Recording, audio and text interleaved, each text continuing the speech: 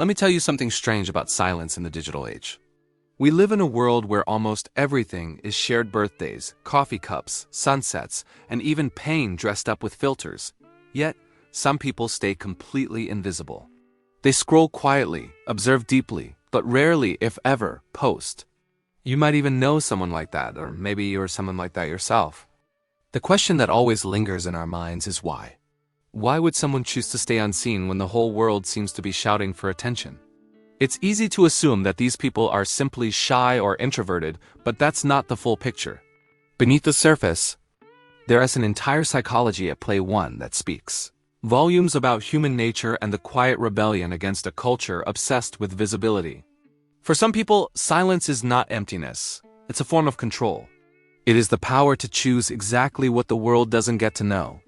Social media has subtly reshaped how we define ourselves, rewarding display and praising noise. Yet those who stay in the shadows are often the ones who see everything most clearly. They watch without needing to interrupt, thinking before they react and analyzing before they judge.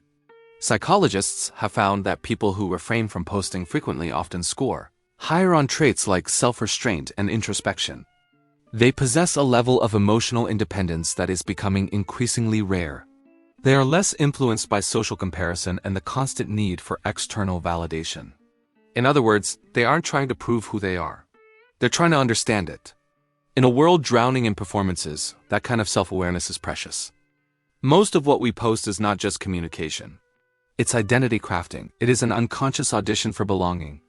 Every caption and every status update asks the same question. This is who I am, do you approve? But when you stop posting, something fundamental shifts. You begin to detach your worth from digital applause. You stop thinking in captions and start experiencing moments for yourself again, instead of for a lens.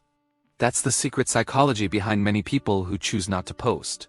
They crave authenticity and a space where everything feels staged. They don't necessarily hate social media. They just can't find themselves in it anymore. It's about refusing to reduce your life into a series of highlights. When you've seen how easy it is to manipulate perception, you start valuing what can't be posted. You start valuing silence, depth, imperfection, and truth. For some, the decision not to post comes after a kind of emotional burnout. Maybe they once shared everything until one day it stopped feeling real. They realized that every time they shared something beautiful, they felt an invisible pressure to keep outdoing it. They weren't living anymore. They were performing. So they quit quietly, without an announcement, just a slow disappearance from the feed. Not posting doesn't mean they don't feel, and it certainly doesn't mean they don't care. Often, it means they care too much about presence and protecting what is sacred. There's a concept in psychology called psychological ownership, which is the feeling that something belongs deeply to you. The moment you post a thought, a memory, or an experience, that sense of ownership fades just a little. The moment becomes shared property, open to judgment, misinterpretation, and even mockery. People who don't post are often guarding their sense of ownership over life itself. They keep their moments untouchable, private, and pure. Maybe that's not sadness or withdrawal, but a quiet kind of freedom. Think about the last time you did something meaningful and didn't feel the urge to share it. The reflex to display everything is not natural. It's conditioned. It's the product of dopamine loops training our brains to equate validation with value. When someone steps outside that system, it can feel like a rebellion, but it's also a form of healing. They rediscover the simplicity of doing things for themselves, cooking without photographing it or traveling without tagging it. In that space, a kind of self-awareness awakens that doesn't need an audience. Of course, not everyone who avoids posting is doing it from a place of peace. Some are driven by a fear of judgment, rejection, or being misunderstood.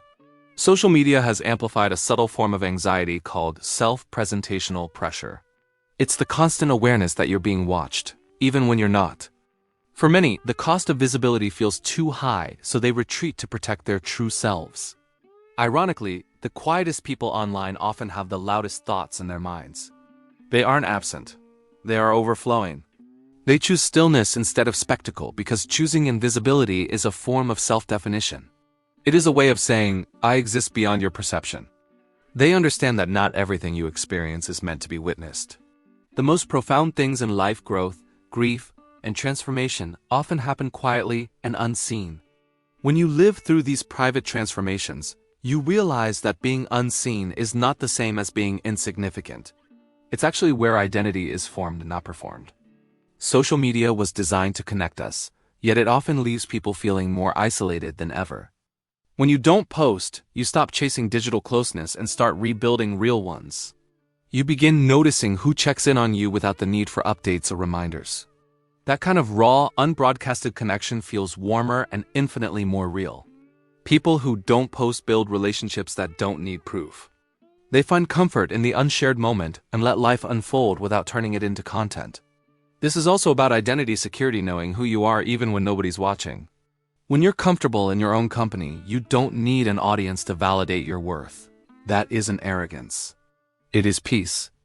The same people who don't post often have the most interesting stories to tell, but they save them for the table, not the screen.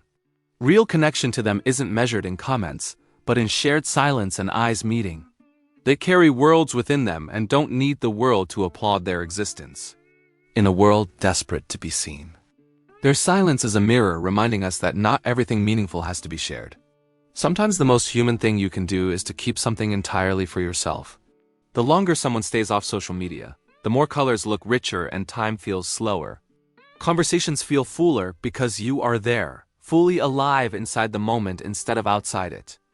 Every time we get a like, our brain releases dopamine, creating a loop of craving for validation.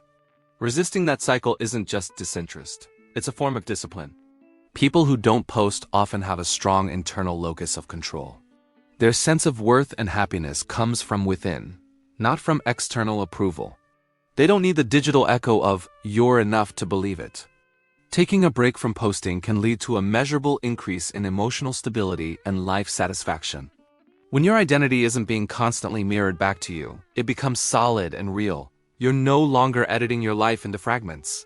You're living it in all its messy complexity. Silence online can also hide exhaustion or self-preservation. There's an emotional fatigue that comes from witnessing everyone else's highlight reels. Eventually, some people decide they don't owe the world a performance. They don't need to keep proving they're happy just to be believed. We have confused visibility with value, but real meaning doesn't need witnesses. The moments that shape who you are will happen without a single person watching. Privacy is not loneliness, it is intimacy with yourself. When you stop broadcasting, you start hearing your own inner compass again. It is not a withdrawal. It is a homecoming to your quiet desires and unspoken fears.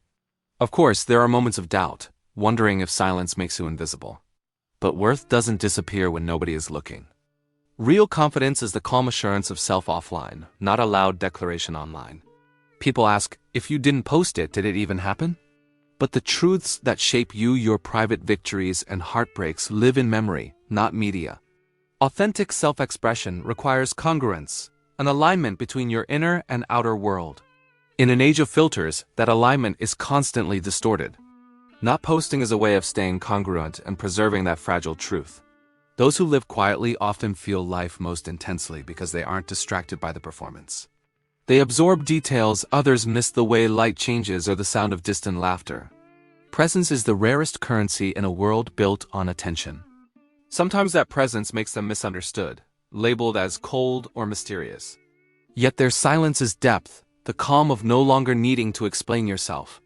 There is a quiet confidence in being known by a few rather than seen by everyone. Not every truth is meant for the crowd. Once something becomes public, it stops being purely yours and belongs to interpretation and judgment. Some moments are simply too sacred for that. The next time you notice someone who never posts, don't assume they're hiding. They might just be living. They've found peace in the corners of existence, not lit by the blue glow of a screen. They remind us that being quiet doesn't mean being empty. In the end, we are not meant to be performances. We are meant to be people. And the people who don't post remind us of that beautifully invisible truth.